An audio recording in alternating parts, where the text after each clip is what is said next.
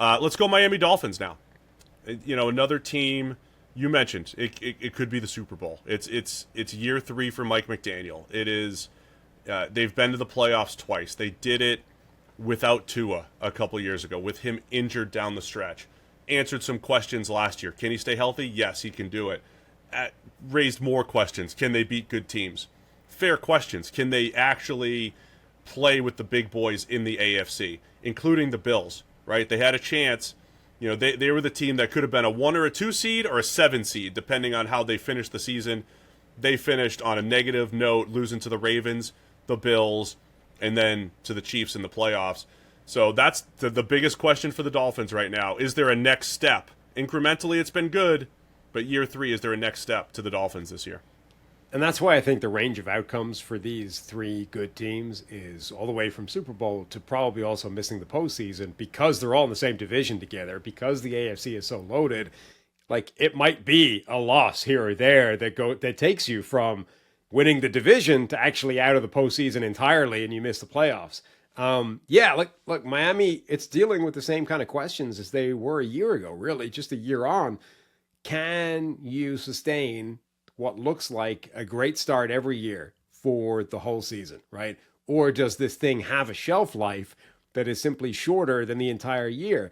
Mike McDaniel has this incredible system, his variant of the Shanahan offense, and for 2 years straight now, he's come into the season with some wrinkles, with some unique schematic advantages. Last year, it was all the cheat motion stuff, and it was like a cheat code. It broke the league. They didn't know how to defend this stuff, particularly when you factor in the personnel, Tyreek Hill, Jalen Waddle, these speedsters that they had getting a running start. But eventually, towards the end of the season, it's not like it wore off, but enough teams were also doing it. It was everywhere, right? The league copied it. And as they copied it, they got a better idea of how to slow it down and how to funnel it. And the year before that, remember, it was like, have teams figured out the Dolphins, right? Are they funneling them into the areas of the field they don't want to be? And they figured out how to stop that explosive offense. 2 years running, they've begun the season absolutely on fire. Tua's looked amazing. They're putting up all kinds of yardage. They're unstoppable. And it hasn't sustained all the way through the season. Now, is that just variance? Is that actually teams figure out McDaniel's wrinkles by that point in the season and he can't come up with a second counter? That's what they're dealing with again, I think. I think it's less about can they beat good teams, and it's more, can they play the same way in December and January that they were in September when they're unstoppable and looking like the best team in football? That, to me, is the big question mark. It's kind of like that old discussion, though. Remember, for years you would hear, can the dome team travel, right? You heard that with Peyton Manning's Colts, because they would go into New England and it would snow or whatever it might be, and they would struggle. The offense that was high-powered would come back down to earth, and they didn't travel well. The dome team didn't travel. You hear that with warm-weather teams, and I hate to say that Miami's a cliche right now, but I think there's elements to that, right? Not only can they travel, last year, a lot of their home games were against the worst teams, and their road games were against the best teams. And was it just a scheduling quirk? Why they had home road splits and good team, bad team splits? So I think they have those questions to answer. Do they have the next wrinkles? Because it wasn't like they didn't run the ball, right? They could run the ball really effectively too. They just did that with explosive players too. Raheem Mostert, Devon Achane. I mean, they have so many fast players all over the place. Mike McDaniel at the helm, and Tua is a great fit for the offense, right? He is a great fit for what they do. He plays with anticipation. He throws to spots. He sees it quickly. He protects the offensive line, which we always talk about. Hey, if they don't have the best pass protection up front, this scheme allows you to get away with it a little bit. Tua also helps with that quick release. So they have all the pieces. It's just, play better against the better teams. I think they can do it.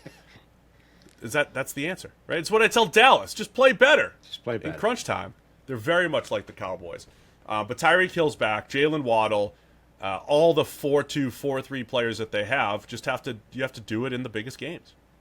We just had the Olympics, right? And the Dolphins feel like a 400-meter runner to me, where they go out so hard in the first 100, 150, and then they just run out of gas down that final 50-meter stretch and they get overtaken, right? Like, they're way out in front at 300 meters. You're like, the Dolphins, they're going to win a Super Bowl. This is the best team in football. and then they completely run out. They've gone too hard too early, and by the finish line, they're getting overtaken for like fourth, fifth, and sixth, and that's when these teams are passing them and going into the postseason the way that the Dolphins haven't been able to. So my question is not, it's more, is that actually a characteristic of this team? Like, is that now what we're dealing with? And they almost need to build such a lead in the first half of the year to budget this sort of decline in the second half, right? That we've already wrapped up the division by halfway point, and if we drop a couple of games in the second half, we've got enough of a lead that we still win. Or can they figure out a way of resetting that balance a bit and sustaining the heat that they have in the first half of the year down the stretch, because they haven't been able to so far under McDaniel? Defensive side of the ball, I know last year specifically, they just had so many injuries. They've loaded up again on the defensive line, or at least at edge rusher. Jalen Phillips coming back off injury. Bradley Chubb will be back off injury. They had Shaq Barrett for a minute and he retired. Emmanuel Ogba's going to come in and potentially be a rotational guy there. But they tried to shore things up there. They lose Christian Wilkins. Decided, hey, we can't afford to pay him big money. We have the Tua contract. We have a lot of big money players on this roster already. But they bring in Calais Campbell, who's almost our age, Sam. He's almost 40, but still out there as a pretty productive player. So I think they have a lot of good pieces on the defensive side of the ball. Plus they bring in Kendall Fuller to pair with Jalen Ramsey. Ramsey can still play. He was banged up for a lot of last year. Javon Hollins, Jordan Poyer comes in at safety. I mean, it's a good secondary. There's a lot of big names on the defensive side of the ball, and if that all comes together, I think they have a chance to improve a lot off of last year. Yeah, and they addressed it in the draft as well. Chop Robinson comes in out of Penn State, this crazy, twitchy, explosive pass rusher. So, yeah, you've got the risk, right, of Jalen Phillips, Bradley Chubb coming back off injury. We don't know if they're going to be 100%, what they're going to look like. But Chop Robinson, a young guy to help offset that as well. They had another lower draft pick, Muhammad Kamara, also crazy, twitched-up athlete. So they've added reinforcements on that defensive line to try and ensure that they have depth in addition to high-quality starters as well. You have to assume that that's going to make some kind of impact. I mean, I think losing all of those edge rushers was a huge part of what their failure ultimately at the end of last season.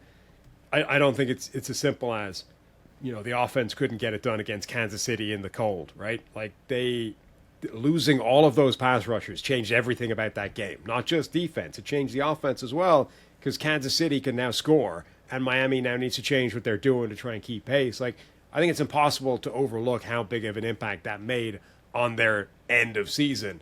But yeah, like, look at top to bottom, the personnel is still good. Like, this team, this defense, even without a Christian Wilkins, should still be able to be a high-end defense.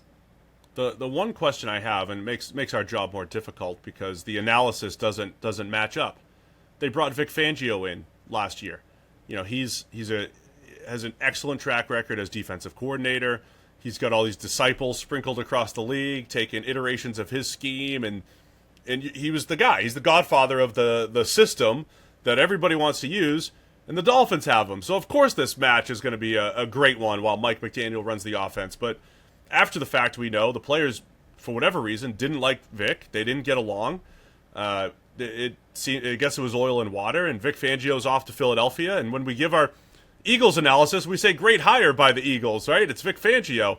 But for the Dolphins, is this actually bringing in Anthony Weaver, addition by subtraction, just because, for whatever reason, Fangio was not a good fit here? Yeah, I sort of feel like it must have been just like a chemistry thing. Sometimes people just do not get along. And I don't think you can look at last season and say, the few Dolphins players have said bad things about Vic Fangio, therefore everything we know about Vic Fangio is wrong, right? He's actually not a great coach. He's been relying on personnel the whole way. Like, it just doesn't seem like it meshed. And maybe it's a Miami culture thing, right? Like Vic Fangio has generally plied his trade in cold weather football cities, whereas Miami is a different city. It's a different culture. It's a different environment. Who knows, right? But it didn't work for whatever reason. But I don't think that necessarily reflects badly on Vic Fangio. I don't think it necessarily reflects badly on the personnel that are still there in Miami. Like, I don't think they're uncoachable just because it didn't work with Vic Fangio. So, yeah, let's assume that changing to a guy that they do get along with is going to have some kind of positive impact, even if, maybe the scheme in a vacuum would be better if it was Vic Fangio's system. I feel like it's a positive for Miami, maybe a small one, but probably a step in the right direction. All right, we already talked a little best worst case scenario here. Are we just going to repeat ourselves for the best teams in the division? These best teams all have a Super Bowl run in them potentially.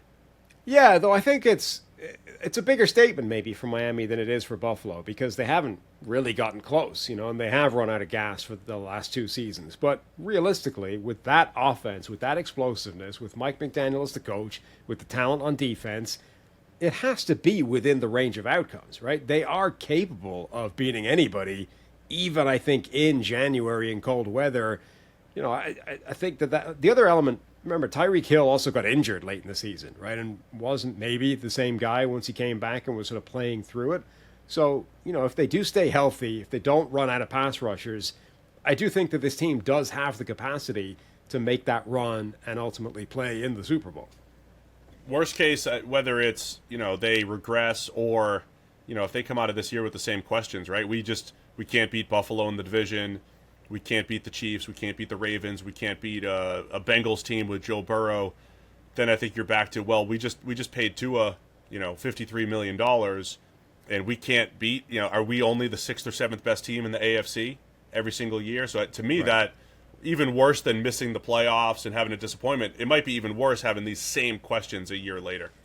Yeah, I mean, in win-loss terms, the worst-case scenario is probably still just narrowly missing the playoffs, being in the wrong side of that equation by the end of the year. But bigger picture, you're right. If they do it in the same fashion, if it's now 3 years of starting hot and then collapsing down the stretch, that's one of those ones. I think in general terms, it's a really difficult thing in a lot of sports, but football in particular, to come out of the end of the year where it's a binary outcome, right? Did you win a Super Bowl? Did you not? And if you didn't, what went wrong, right? And ultimately, sometimes it didn't go wrong. You just ran into a better team or they beat you on the day. Like, it doesn't mean there's a fundamental flaw with your team.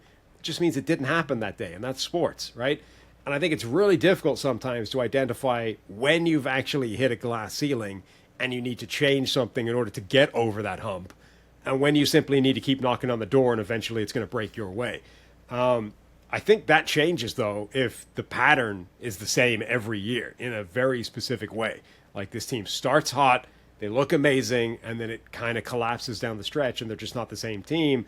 They run out of gas. Like, if that's happening 3 years in a row under the same regime, something does need to change.